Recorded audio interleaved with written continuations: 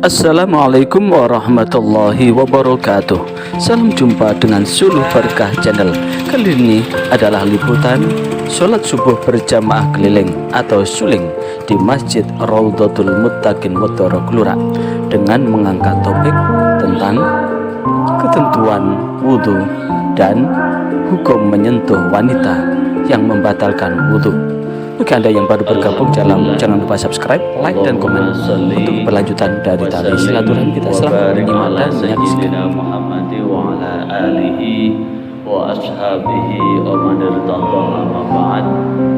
Alhamdulillah wonten enjang menika kula panjenengan sedaya tasih saged pinaringan sehat saha sempat sehingga kula panjenengan sedaya saged nindakaken salat subuh berjamaah. Mugi-mugi taqarrub tadarruk kula panjenengan sedaya wonten wekdal subuh menika dalam rangka melaksanakan salat subuh berjamaah. Mugi-mugi tumus punapa ingkang dipun janjiaken Kanjeng Nabi, man sholat subha bil jamaah fahuwa fi dhimmatillah. Sinten mawon tiyang ingkang salat subuh kanthi jamaah, mongko gesangipun tansah dalam perlindungan jaminan Allah Subhanahu wa taala. Mugi-mugi gesang kula panjenengan sedaya dijamin selamat donya akhirat. Mugi-mugi keluarga kula panjenengan sedaya dijamin barokah rezeki ingkang dipun paringaken dening Gusti Allah dhateng kula panjenengan sedaya. Mugi-mugi barokah luweh tur-turah saged didamel sangu teng Mekah untuk melaksanakan haji maupun umroh. Masih ada sisa, bisa untuk memperbaiki atau nambah rumah. Dan mudah-mudahan yang mendapatkan rezeki tansah bungah tur sumringah lahir batin donya dumugi akhirat.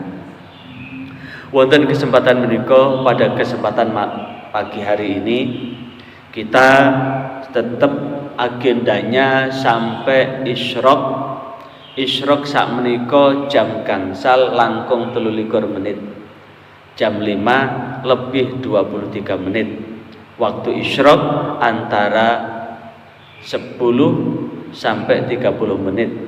Berarti nanti kita tambah isyraq setelah 23, berarti 33 nanti kita lanjutkan sholat isyraq sesuai dengan janji Rasulullah. Siapa yang sholat subuh tetap berada di masjid dan tidak bercakap-cakap kecuali yang baik, maka kemudian ditutup dengan sholat 2 rakaat, maka pahalanya kahajin wa umratin tamah, kahajatin wa umratin tamah.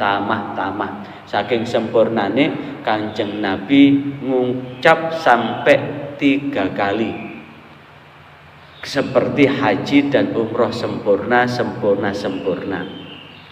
Bahkan tambahannya man ghoda ilal masjid, siapa yang berpagi-pagi berangkat ke masjid untuk menghadiri majelis ilmu, majelis ta'lim, di situ ada belajar dan mengajar, pahalanya juga seperti haji. Jadi apa yang kita lakukan pada pagi hari ini double haji. Yang pertama sampai isyraq pahalanya haji umroh sempurna, menghadiri seperti ini pagi-pagi dari rumah untuk ke masjid ini juga pahalanya haji. Maka dengan apa yang kita lakukan seperti ini, mudah-mudahan Allah senantiasa memberi kesempatan bagi yang sudah haji bisa berangkat lagi, bagi yang sudah pernah umroh bisa berangkat lagi, bagi yang belum haji mudah-mudahan dibarokai rizkinya untuk bisa berangkat haji dengan caranya Allah, bagi yang belum berangkat umroh mudah-mudahan dimudahkan rizkinya sehingga bisa berangkat umroh marrotan ba'da marrotin, bukan hanya 1 kali tapi berkali-kali. Pada hari ini, pagi hari ini, saya akan melanjutkan dari materi kemarin. Kemarin kita sudah memahami wudhunya dari berbagai madhab, mulai madhab Hanafi, madhab Maliki, madhab Syafi'i, madhab Hambali, yang kemudian supaya apa? Kita tahu literasi. Sehingga apa yang kita amalkan ini tidak merasa paling sempurna di antara yang lain. Tidak dibuat untuk membuli yang lain, karena pembulian itu berakibat fatal. Di mana kemarin sudah kita singgung, akibat membuli cara pandang dalam batalnya wudhu, dalam menyentuh laki-laki antara perempuan, sampai-sampai suami istri bercerai gara-gara apa? Perbedaan cara wudhu dan cara batal. Karena itu pada kesempatan ini melanjutkan kemarin, saya akan membahas tentang bagaimana hukum menyentuh lawan jenis yang bukan mahram. Sekali lagi, bagaimana hukum menyentuh lawan jenis yang bukan mahram. Yang bukan mahram itu adalah kalau laki-laki menyentuh perempuan, kalau perempuan menyentuh wanita, kalau laki-laki menyentuh wanita, kalau wanita menyentuh laki-laki, saling menyentuh atau bersentuhan. Dengan sentuhan itu bagaimana dalam kajian tafsirnya. Pada kesempatan ini saya tetap melanjutkan yang kemarin. Pada kesempatan ini kita akan menggali tentang aula mastumun nisa. Aula mastumun nisa. Di dalam Al-Qur'an surah An-Nisa ayat 43. Juga di dalam Al-Qur'an surah yang sebelumnya, surah Al-Maidah ayat 6. Yang sebelumnya adalah Al-Qur'an surah Al-Maidah ayat 6. Yang kemarin adalah idza qumtum ila shalah fagsilu wujuhakum wa aydikum ilal marafiq wamsahu bi ru'usikum wa arjulakum ilal ka'bain.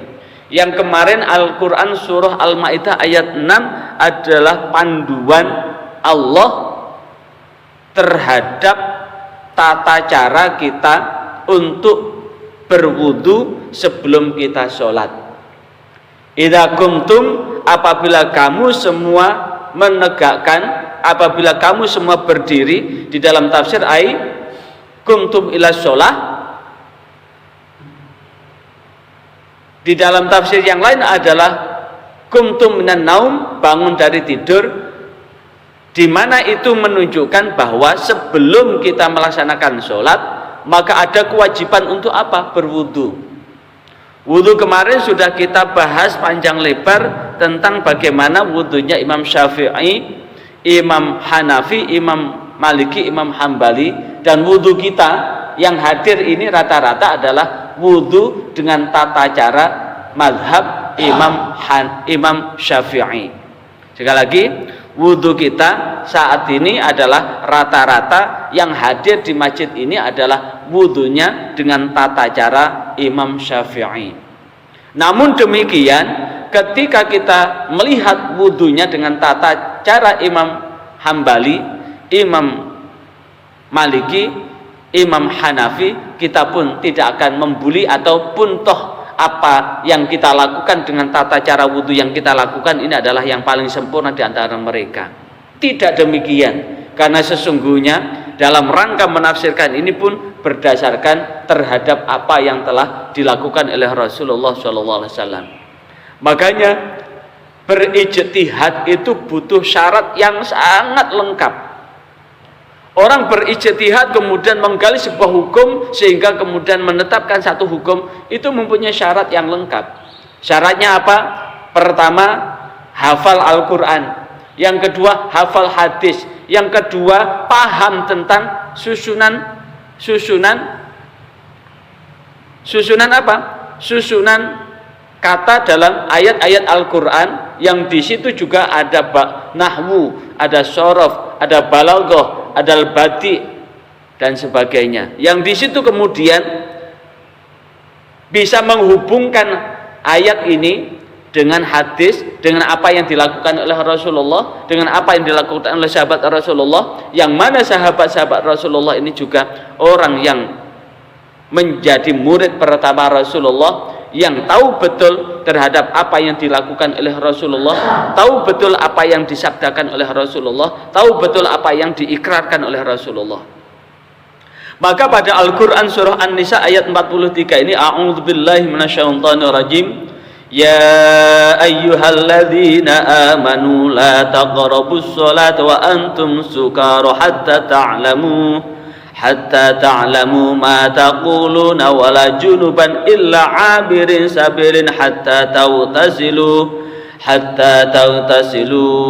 wa in kuntum marda aw ala safarin aw jaa ahadum minkum minal ghaidi aw lamastumun nisaa falam tajidu ma'an fatayammamu sa'idan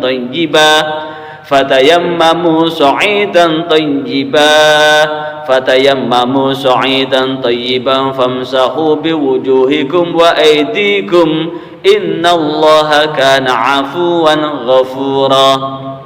Ya ayyuhalladzina amanu, eling-eling wong akeh, amanu kang iman sapa wong akeh, wahai orang-orang yang beriman, la taqrabu ojo pisan-pisan ngidek sapa sira kabeh as-sholata ing salat, wa antum lan utawi sira kabeh iku sukara padha mabuk, hatta ta'lamu sehingga ngerti sapa sira kabeh ma taqulun ma ing perkara taqulun kang maca sapa sira kabeh, wala junuban lan ora oleh ngidek junuban ing wong kang junub, illa abirin kejaba lewat, sabilin dalan, hatta taksilu sampai podo sesuci sapa sira kabeh. Ayat ini menyatakan bahwa satu hal yang Allah tegaskan buat orang yang beriman, bahwa kita tidak boleh melaksanakan sholat, kita tidak boleh melakukan sholat saat apa? Yang pertama, hatta wa antum sukara, orang yang sedang mabuk. Wa antum sukara itu adalah dalam keadaan mabuk. Ayat ini secara asbabun nuzul diawali dari Al-Quran yang menyatakan bahwa innamal yas'alunaka 'anil khamri wal maisir, ketika mereka bertanya tentang anil khamri wal maisir, tentang khamr dan judi, maka kemudian Allah memberikan jawaban saat Rasulullah ditanya tentang khamr dan judi, maka kemudian Allah melanjutkan bahwa di dalam khamr dan judi itu ada manfaat dan dosanya, namun dosanya lebih besar. Nah, saat itulah yang kemudian sahabat Rasulullah masih tetap minum khamr.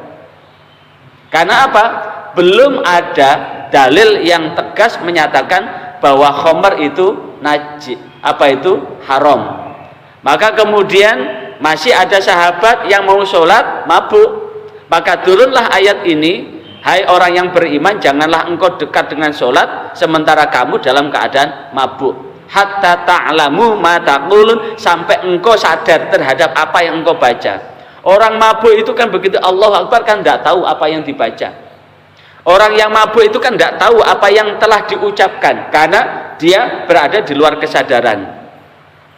Ini juga berlaku pada wala junuban, tidak pula pada orang yang junub untuk sholat. Orang yang sedang junub tidak boleh sholat.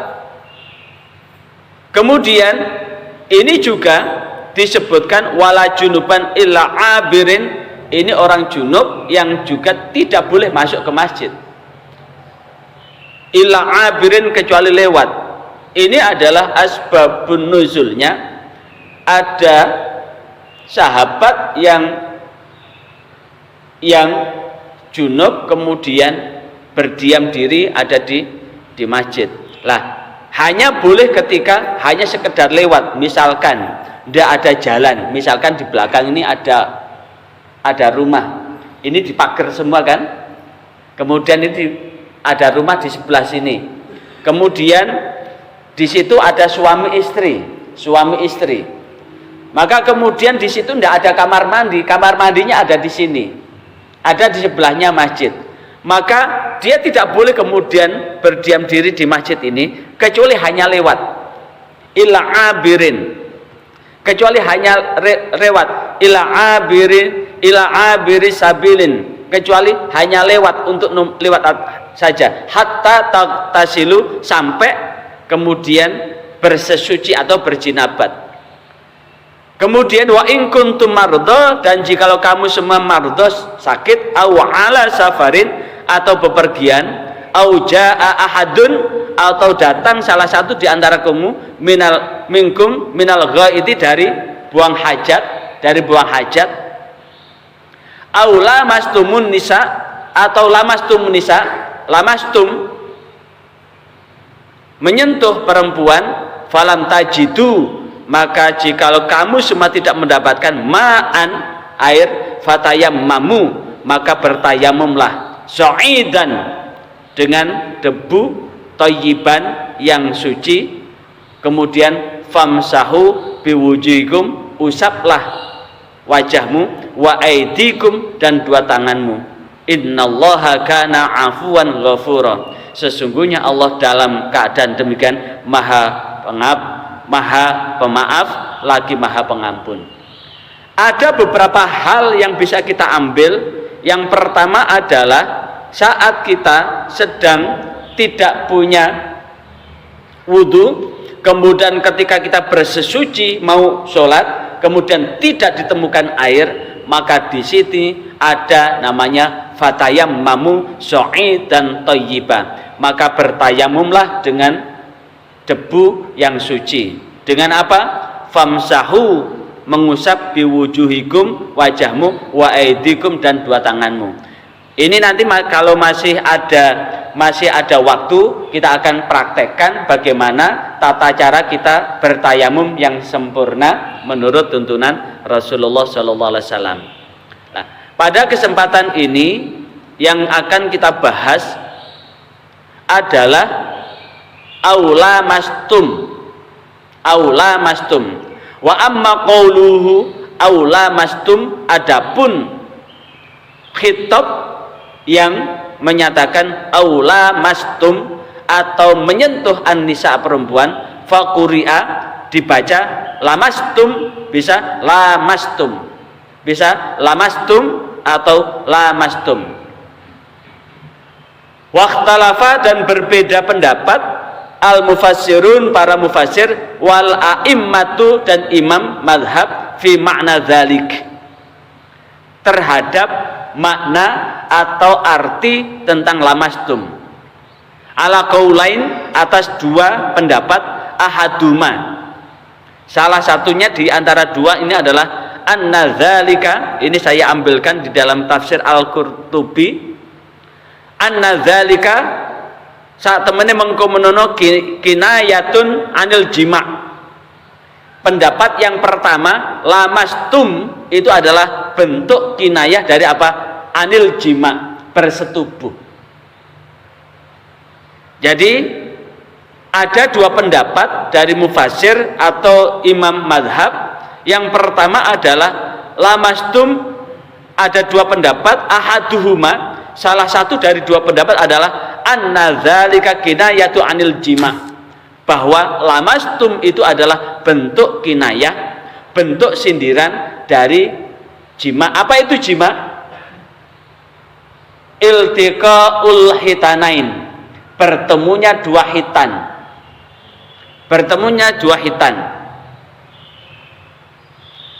Liqaulihi, ini didasarkan pada firman Allah, wa in talaqtumuhunna min qabli an tamassuhunna wa qad faradtum lahunna fariidatan fanisfu ma faradtum. Wa in talaqtumuhunna, dan jikalau kamu mentalak istri-istrimu, min qabli, sebelum antamassuhunna, sebelum engkau menggauli istri, wa in faradtum wa qad faradtum, maka sungguh wajib buat kamu semua, lahunna, buat istrimu, faridatan, kewajiban, fanisfu ma faradtum, separuh dari apa yang telah diwajibkan kepadamu. Apa artinya?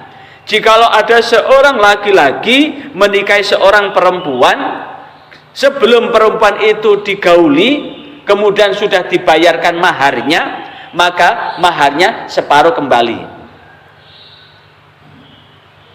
Jadi kalau ada seorang laki-laki menikahi perempuan, sementara perempuan ini belum disetubui, belum digauli, belum dicampuri, maka mas kawinnya atau maharnya balik separuh. Kalau mas kawin buat orang Sidoarjo, mas kawinnya hanya 100.000, balik 50.000, gak ada artinya.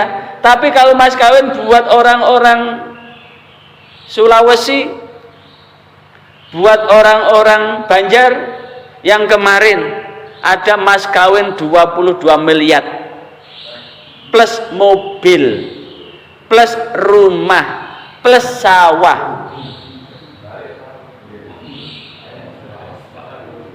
ini rada bisa dirasakan itu mas kawin yang sebegitu. Lalu orang, saya kan 15 tahun di KUA, jadi walaupun saya bukan penghulu, bantu penghulu untuk pemeriksaan berkas.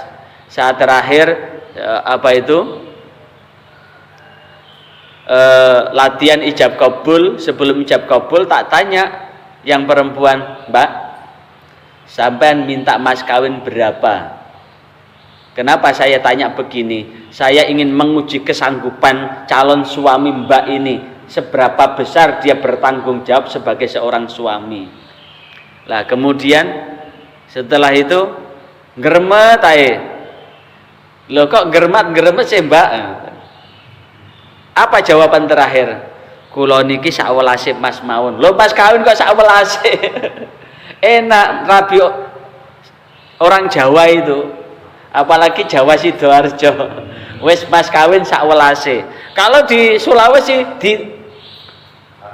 ditarget itu, apalagi sebelum nikah ada uang panai, uang panai adalah uang seserahan, itu besar banget itu, sehingga hanya orang-orang mampu. Apalagi di Arab sana, itu mas kawinnya lah. Tamassuhunna lamastum dimaknakan dengan apa? Ail jima, bersetubuh. Makanya kemudian Imam Hanafi ambil ini. Makanya kemarin ketika saya buat konten terkait dengan wudhunya Imam Hanafi, ada netizen bilang bahwa mengikuti madhab itu sesat gitu. Mengikuti madhab itu sesat begitu. Kembali pada Al-Quran. Iya, madhab Imam Hanafi, Imam Maliki, Imam Syafi'i, Imam Hambali itu kembali pada ayat. Pada apa? Tafsir lamastum, menyentuh. Tafsir lamastum. Maka ini antamasuhunna, ini dimaknakan sebagai anil jima. Ini yang dipakai oleh Imam Hanafi berikut pengikut mazhab Imam Hanafi. Jadi kalau kemudian ada laki-laki perempuan bersentuhan, kemudian ketika tawaf, ini penting. Kenapa? Karena dari apa yang ada ini sangat dibutuhkan ketika apa? Ada saat-saat kita memang sangat rentan akan ada persentuhan laki-laki perempuan. Saat mana? Saat kita menjalankan tawaf. Karena syarat tawaf harus suci. Nah ini kalau kemudian kita pakai madhab Imam Syafi'i, ada persentuhan laki perempuan, bisa juga batal. Apalagi ketika kita tawaf ini adalah padat-padatnya jamaah itu, padat-padatnya jamaah, dan tidak bisa terelakkan itu. Bahkan suami istri juga bisa bersentuhan itu. Nah kalau suami istri bersentuhan, maka disinilah yang kemudian bisa juga tawafnya batal di tengah jalan. Makanya kemarin saat saya memberikan bimbingan manasik umroh kemarin di Masjid Rahmat, ada suami tanya gini, bagaimana Pak kalau kemudian kita menyentuh istri kita sementara kita niat melindungi istri kita, melindunginya sih boleh. Tapi kalau sampean wudunya tata caranya seperti madhab Imam Syafi'i, sekali lagi, kalau sampean wudunya tata cara madhab Imam Syafi'i, jelas batal. Karena ada sentuhan kulit dengan kulit. Tapi kalau panjenengan tata caranya pakai madhab Imam Maliki, Imam Hambali, atau Imam Hanafi, tidak batal. Cuma kalau sampean pakai madhab Imam Maliki, kemudian sampean saat melindungi istri panjenengan, kemudian ketika panjenengan merangkul istri panjenengan terasa nikmat, terasa seperti ada di kamar, batal. Atau kalau panjenengan pakai madhab Imam Hambali, begitu panjenengan melindungi istri panjenengan, moro-moro panjenengan tegang, apa tegang itu? Moro-moro tegang, batal. Maka yang paling aman ya Imam Hanafi, walaupun nikmat, walaupun tegang, selama tidak jima, berarti tidak batal. Tapi sekali lagi tata cara wudhunya juga mengikuti Imam Hanafi. Cuma satu, kalau di mazhab Imam Syafi'i ini udun moro-moro jebrot, tidak batal, cukup bersihkan nanahnya, karena nanah itu najis. Tapi kalau Imam Hanafi moro-moro udun atau jerawat ini jebrot, keluar nanahnya, batal wudunya. Kesandung, keluar darah, batal wudunya. Kalau madhab Imam Syafi'i, keluar darah dari anggota tubuh yang ada ini, tidak batal. Itu makanya kalau mengambil itu prinsip di dalam Nahdiyin, di dalam Ahlus Sunnah wal Jamaah Nahdiyah, itu kalau boleh kemudian satu ketika ambil madhab yang lain, tapi tidak boleh diambil separuh-separuh. Mengambil separuh-separuh yang ringan-ringan itu namanya talfik. Imam madhab pun tidak boleh mentalfik. Kalau ngambil ya satu paket. Nah, antara wudhu sesuci dengan sholat ini berdiri sendiri. Sekali lagi, antara wudhu sesuci itu berdiri sendiri. Jadi pendapat yang pertama itu adalah lamastum atau lamastum itu bentuk kinayah dari jima atau bersetubuh. Landasan berikutnya adalah ya ayyuhalladzina amanu idza nakahtumul mu'minati tsumma talaqtumuhunna min qabli an tamassuhunna fama lakum 'alaihna min iddatin ta'tadunaha. Lah, tamassuhunna dari kata lamastum. Al-Qur'an surah Al-Ahzab ayat 49, hai orang-orang yang beriman, ya ayyuhalladzina amanu, hai orang-orang yang beriman, idza nakahtum, apabila kamu setelah menikahi al-mu'minat, orang-orang mukmin perempuan, tsumma talaqtumuhunna, kemudian kamu menceraikannya, min qabli an tamassuhunna, sebelum kamu menyetubuhinya, famalakum, maka tidak ada buat kamu semua, alaihinna, atas istri kamu, min iddatin ta'tadunaha, tidak ada iddahnya. Jadi kalau ada seorang laki-laki menceraikan perempuan dan kemudian perempuan itu belum disetubuhi, maka tidak ada iddahnya. Sementara iddah di dalam kompilasi hukum Islam atau KHI, iddah itu lamanya adalah 130 hari, atau 3 kali suci, atau 3 kali menstruasi. Kalau kemudian dijumlah rata-rata sekitar 130 hari, ditetapkan di dalam kompilasi hukum 130 hari. Makanya kalau kemudian ada seorang perempuan belum 130 hari moro-moro sudah nikah atau dinikahi oleh laki-laki, maka nikahnya itu batal karena dia menikahi perempuan itu masih di masa iddah. Kenapa? Inilah yang merupakan bahwa bersyukurnya kita menjadi umat Islam. Kenapa? Ada syariat iddah itu apa? Supaya kromosom antara suami yang menceraikannya dengan suaminya yang mau menikahinya tidak bercampur. Karena apa? Iddah 130 hari atau 3 kali sucian atau 3 kali menstruasi itu adalah membersihkan rahim ini. Membersihkan rahim ini dari sperma suami sebelumnya. Jadi prinsip iddah itu adalah membersihkan rahim ini dari sisa-sisa sperma suami sebelumnya. Kalau kemudian sebelum iddah dia sudah dinikah oleh laki-laki, maka itu memungkinkan ketika terbuahi anak, maka akan bercampur spermanya suami pertama dan suami selanjutnya. Dan inilah yang akan mempengaruhi ketika apa? Ada tes atau apapun begitu. Dan itu ada peneliti dari orientalis meneliti tentang itu, kemudian dia menemukan kebenaran dari syariat Islam. Lantaran apa? Meneliti tentang kenapa ya di dalam Islam itu begitu bercerai nunggu iddahnya selesai, dan menemukan kebenaran secara ilmiah, maka akhirnya dia bersyahadat menerima kebenaran Islam. Makanya kalau kemudian ada orang benci Islam, kemudian mencoba mencari kelemahan Islam dengan meneliti tentang apa yang ada di dalam Al-Quran, banyak yang kemudian berakhir dengan bersyahadat karena tidak ada celah sedikit pun terhadap kebenaran yang ada di dalam Al-Quran. Kemudian qala Ibnu Abi Hatim, dari Ibnu Abi Hatim, hadatsana Abu Sa'id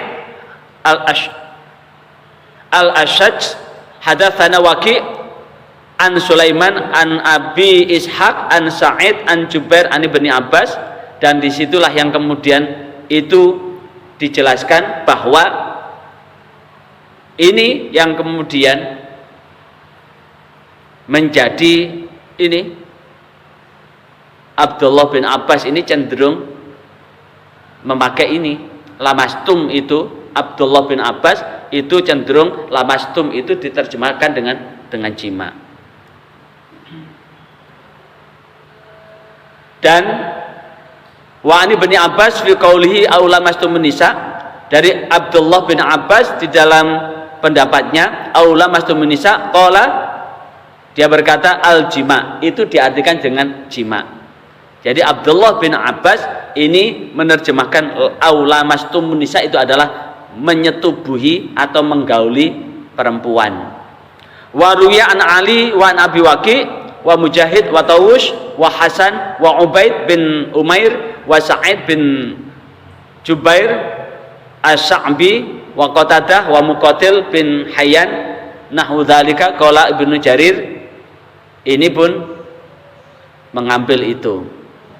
Kemudian pendapat yang kedua, wa qala dzakarul lamsa, ini hadasana, ini dari Ibnul Jarir sampai kemudian Sa'id bin Jubair, dia berkata wa dzakarul lamsa faqala wa qalanas minal mawali laisa bil jima, itu tidak jima. Lamastum itu bukan jima. Pendapat yang kedua bahwa lamastum itu bukan jima. Kenapa?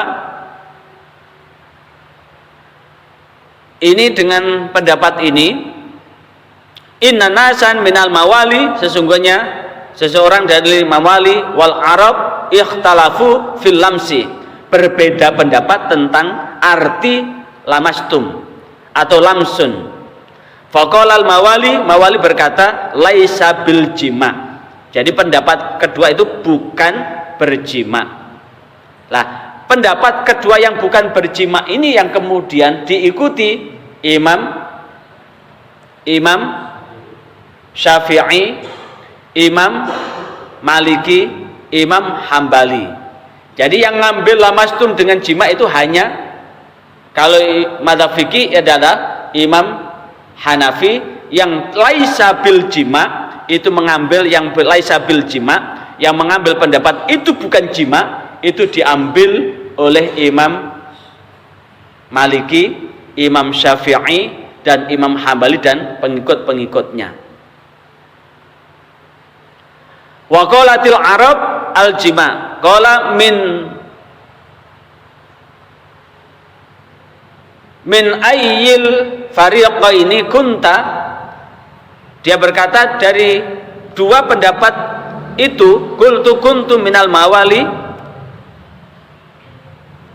guliba fariqun mawali, innal lamsa, sesungguhnya al lamsu atau al massa wal mubasyarah itu adalah, mubasyarah itu menggenggam, al jima kal mubasyarah al jima, walakin Allah yukanni ma yasha bima yasha, akan tetapi itu dimungkinkan terhadap apa yang diinginkan dengan apa yang diinginkan, sehingga lamastum itu di satu sisi, kalau Abdullah bin Abbas mengatakan itu mubasyarah, atau mubasyarah itu adalah saling menggenggam, mubasyarah itu juga diartikan al-jima, walakinna yukanni bima yasha, tapi tidak demikian dengan apa yang dikehendaki. Sehingga pada pendapat wa akharun anna bidzalika kullu lamsi biyadin kana au bighairiha, sehingga di situ diartikan dari Ibnul Jarir menyampaikan pendapat yang lain adalah annallahu bidzalika, bahwasanya dari Allah yang dimaksudkan adalah kullu lamsin biyadin au kana bighairiha. Lamsun itu adalah memegang, itu adalah dengan tangan, memegang dengan tangan. Namun yang dipakai oleh Imam Syafi'i bukan memegang tapi menyentuhnya. Dan di situ awwa ujabal wudu ala kulli man massa bi syai'in min jasadi syai'an min jasadiha. Dan di situ untuk Imam Syafi'i dan pengikutnya, wa aujabal wudu'a, wajib wudu ala kulli man massa bi syai'in, setiap orang yang menyentuh dengan sesuatu min jasadihi, dari jasadnya.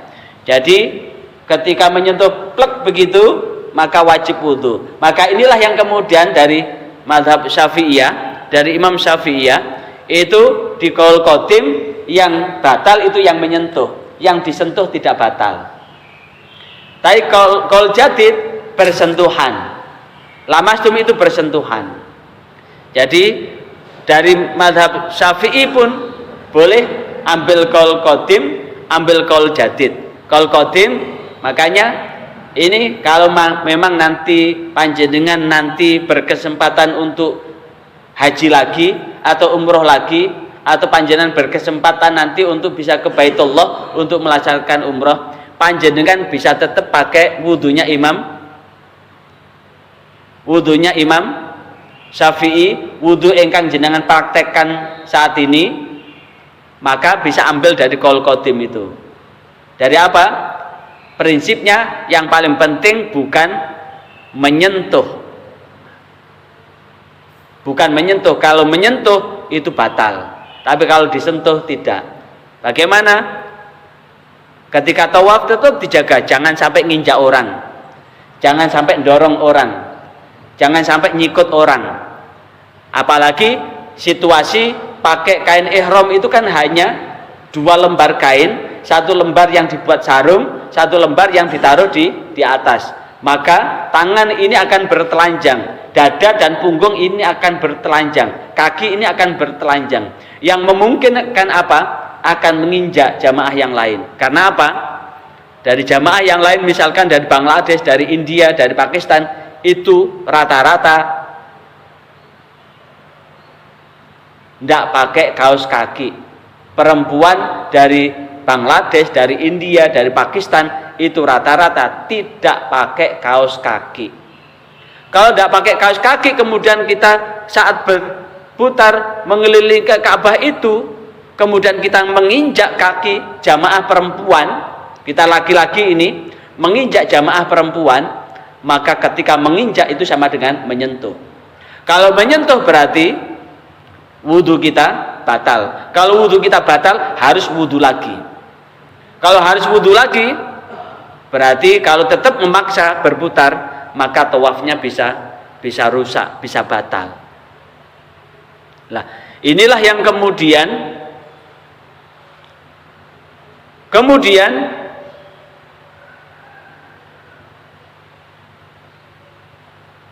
ada yang menerjemahkan bukan memegang, tapi lamastum adalah kublatun minal mas. Kublatun ini apa?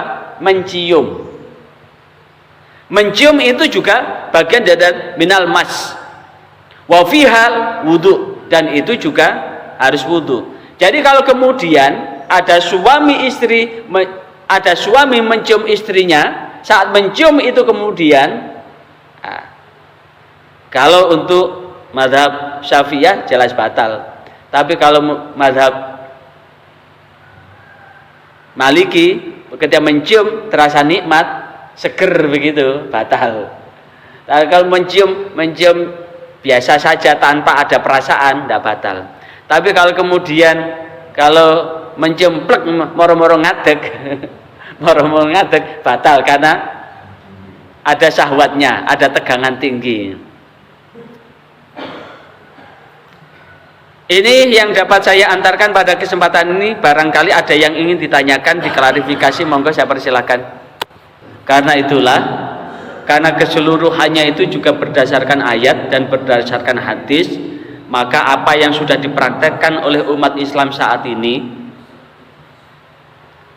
yang sudah dilakukan oleh umat Islam saat ini, selama apa yang telah dilakukan itu berdasarkan apa yang sudah diterangkan gurunya dari gurunya, maka yakinlah bahwa apa yang sudah diajarkan oleh guru-guru kita ini adalah sudah nyambung landasannya Al-Quran dan hadisnya.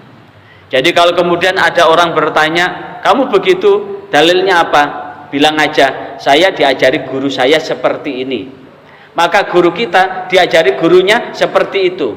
Gurunya guru kita diajari gurunya seperti itu. Dan itu selama itu tetap apa yang dilakukan adalah berdasarkan apa yang diajarkan oleh gurunya, oleh kiainya, maka itu tetap sambung sanad kepada Rasulullah. Karena apa? Apa yang diajarkan itu tidak akan berselisih dari apa yang telah diterangkan di dalam Al-Quran, tidak akan berselisih dengan apa yang dipraktekkan oleh Rasulullah, tidak akan berselisih dengan apa yang sudah ditangkap oleh para imam mujtahid.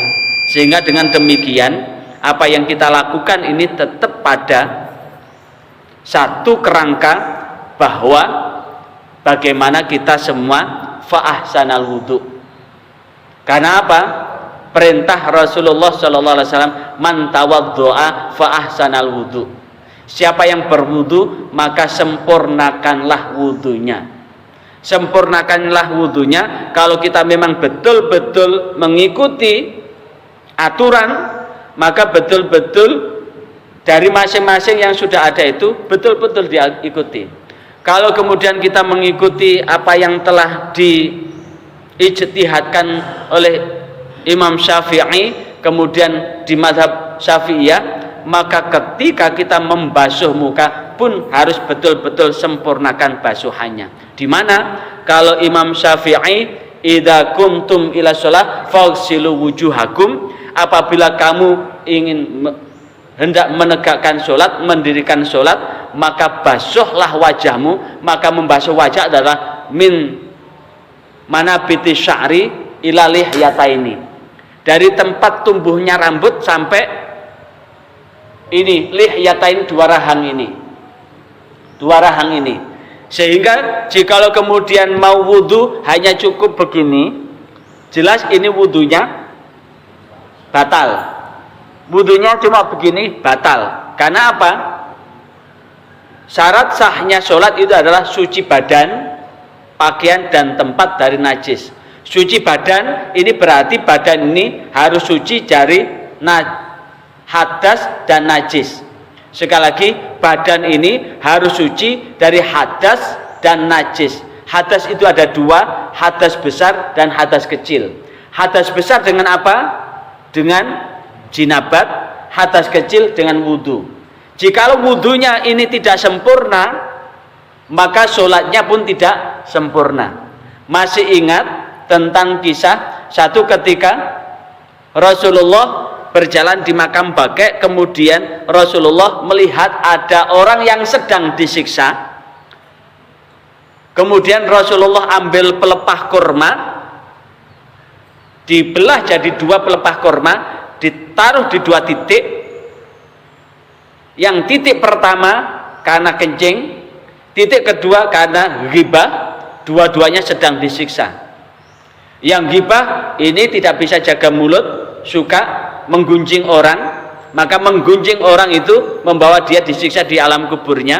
Yang satu kencing tidak bersesuci, berarti walaupun kita wudhu tapi ada anggota tubuh ini tetap ada bawa najis, maka itu juga walaupun wudhunya sempurna, itu juga menyebabkan sholatnya juga tidak sah. Karena apa? Karena ada najis. Kalau ketika najis sudah dihilangkan, maka hadas itu besar dan kecil. Hadas kecil adalah dengan wudhu. Kalau memang fik kita ambil wudhunya Imam Syafi'i, maka fik pula tata cara kita membasuh muka dari tempat tumbuhnya rambut sampai lihyatain. Wa irdihi, lebarnya adalah bainal udhunaini, di antara dua telinga ini. Berarti kalau kita membasuhnya ya begini, seret,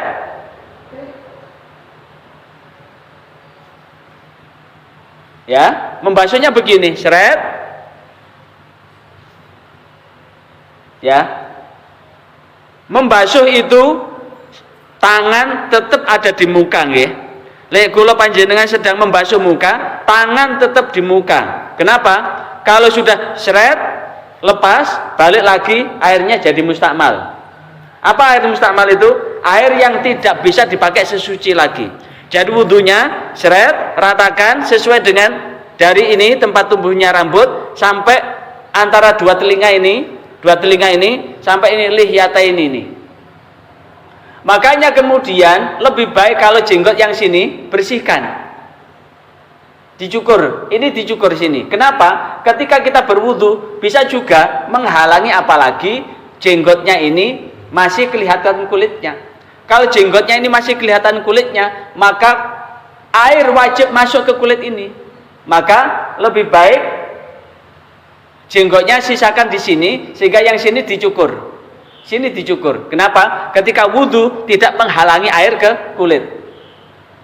Kalau kecuali jenggotnya tebal, maka di atasnya itu cukup.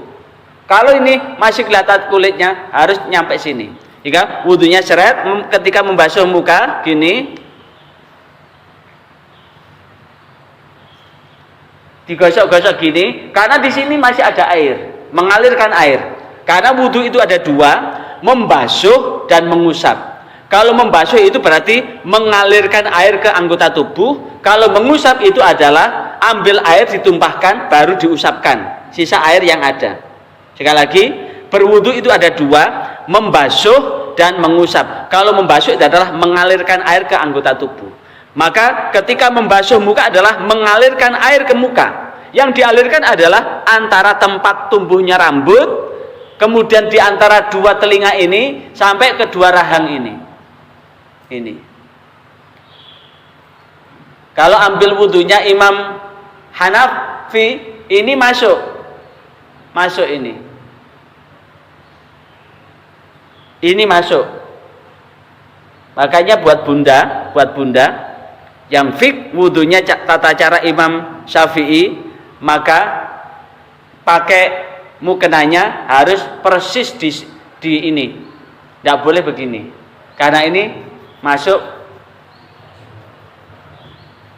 aurat, masuk leher. Tapi Imam Hanafi ini masuk muka, tempat tumbuhnya jenggot ini masuk muka. Tapi untuk Imam Syafi'i janggut ini, bawah janggut ini masuk leher. Kemudian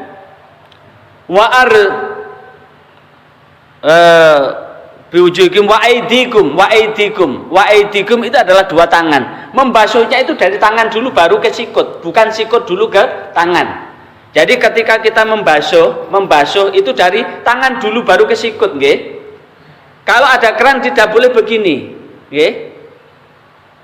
Sebagian kecil aja yang membolehkan. Tapi membasuh itu dari tangan. Dari tangan baru ke sikut. Makanya supaya ini bisa rata, ketika membasuh tangan kanan, tangan kiri ini jangan dilepas, nggih. Jangan dilepas. Rata gini, kemudian balik gini. Disela-sela. Nggih, disela-sela. Karena ketika cuma begini dok, sela-sela ini kadang-kadang tidak kena air. Karena perintah Rasulullah adalah fa'ahsanal wudu, sempurnakan wudunya. Jadi dari tangan ya, dari tangan begini ya, sampai sikut, balik ke atas, sela-sela. Setelah ini sempurna, yang kiri dari tangan dulu, keran, karena ada keran begini, dari keran gini ya, seret, sampai ke sikut, balik ke atas, di sela-sela. Dan pastikan bahwa di ujung jari ini kena air, terutama bagi yang kukunya panjang. Kalau ujung kuku ini tidak kena, bisa tidak sah wudunya. Ini namanya mengalirkan. Wa aidikum, ayatnya adalah wa aidikum, dari tanganmu, kedua tanganmu ilal marafiq, sampai sikut, sampai sikut. Baru setelah itu wamsahu biruusikum, wamsahu biruusikum, berarti ambil air, tumpahkan, baru kalau Imam Syafi'iyah paling tidak cuma begini tak.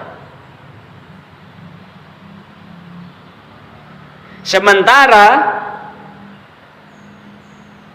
dua telinga ini sunnah, tapi walaupun toh sunnah tetap dilakukan.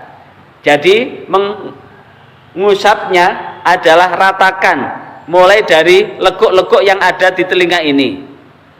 Selama jari ini masih menempel, maka tidak ada kata mustakmal, ya.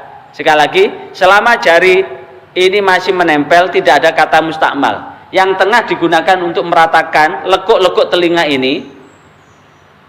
Lekuk-lekuk telinga ini dibersihkan karena ini ada debu-debu. Karena hikmahnya adalah untuk membersihkan kotoran dan debu yang ada di telinga kita ini. Kemudian jempol digunakan untuk seperti ini. Ini lekuk-lekuk begini, ratakan begini. Setelah itu begini. Itu namanya fa'ahsanal wudu. Kemudian yang terakhir wa arjulakum ilal ka'bain, dibaca mansub karena maktufnya adalah biwujuhikum wamsahu, membasuh. Maka wa arjulakum itu kan dari kaki ilal ka'bain, sampai dua mata kaki, bukan sampai lutut wudu itu. Wa arjulakum ilal ka'bain, kakimu sampai dua mata kaki, sampai dua mata kaki, berarti dari jari-jari kaki diratakan, kemudian sampai mata kaki. Makanya ada masjid yang tempat wudunya dikasih tempat duduk itu, karena ketika buat yang sepuh-sepuh, buat sepuh-sepuh yang berdiri agak sempoyongan, maka sambil duduk membasuh kaki sambil duduk. Karena ada bagian yang harus kena, yaitu bagian bawahnya ini. Yang terkadang kalau pakai gayung, ini yang perlu diwaspadai. Pakai piuk, ini kadang-kadang ini tidak kena air. Kalau telapak kaki ini tidak kena air, wudunya jelas tidak sah itu. Itu yang bisa kita review pada kesempatan ini, pada prinsipnya adalah bahwa sholat itu ada syarat-syaratnya. Salah satu syarat sahnya sholat itu adalah suci badan, pakaian yang kita pakai, dan tempat yang kita pakai sholat. Yang ini jikalau tidak suci badan kita, maka menyebabkan sholat kita tidak memenuhi syarat. Kalau sholat kita tidak memenuhi syarat, berarti sholat kita tidak sah. Kalau sholat kita tidak sah, berarti sholat kita tidak diterima. Inilah yang kemudian menyebabkan ada orang karena bawa najis itu mendapat siksa di kuburnya. Kenapa? Karena sholatnya tidak pernah diterima, ibadahnya tidak pernah diterima. Dia meninggal itu dalam posisi tidak sempurna ibadahnya. Maka pada kesempatan ini mudah-mudahan dari sedikit ini mudah-mudahan ada guna dan manfaatnya, dan mudah-mudahan apa yang kita bahas pada kesempatan ini akan melengkapi, menggenapi terhadap apa yang menjadi pemahaman kita selama ini, dengan harapan mudah-mudahan di sisa umur kita ini, apalagi umur kita ini yang datang rata-rata adalah lolita, lolos 50 tahun. Lolos 50 tahun itu berarti 50 sampai swida. Kalau sudah swida, wis cedak. Swida itu dari kata wis cedak. Wis cedak apa? Wis cedak. Nah, kalau kita sudah cedak, apa yang kita lakukan? Hanya butuh takorup kepada Allah. Mudah-mudahan hidup dan kehidupan kita husnul khotimah, selamat di dunia hatta akhirah. Al-Fatihah. A'udzubillahi minasyaitonirrajim. Bismillahirrahmanirrahim. A'udzubillahi minasyaitonirrajim. Bismillahirrahmanirrahim. Alhamdulillahi rabbil alamin. Allahumma shalli wa sallim wa barik ala sayyidina Muhammad walhamdulillahi rabbil alamin.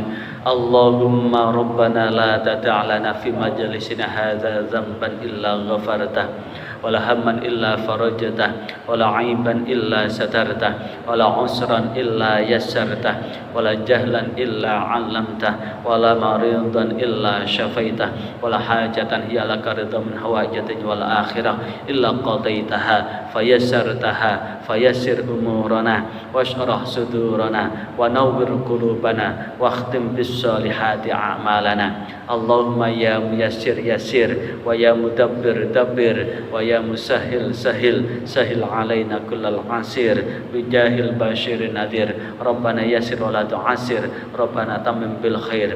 Allahumma sahhil umurana wa hassil maqasidana wa ballighna ilaika ya Allah. Rabbana atina fid dunya hasanah wa fil akhirati hasanah wa qina adzabannar. Subhana rabbika rabbil izzati amma yasifun wa salamun alal mursalin walhamdulillahi rabbil alamin. Demikian yang dapat saya sampaikan. Mohon maaf atas segala kekhilafan dan kekurangan. Walafu minkum wallahu muwaffiq ila aqwamit thariq. Wassalamualaikum warahmatullahi wabarakatuh.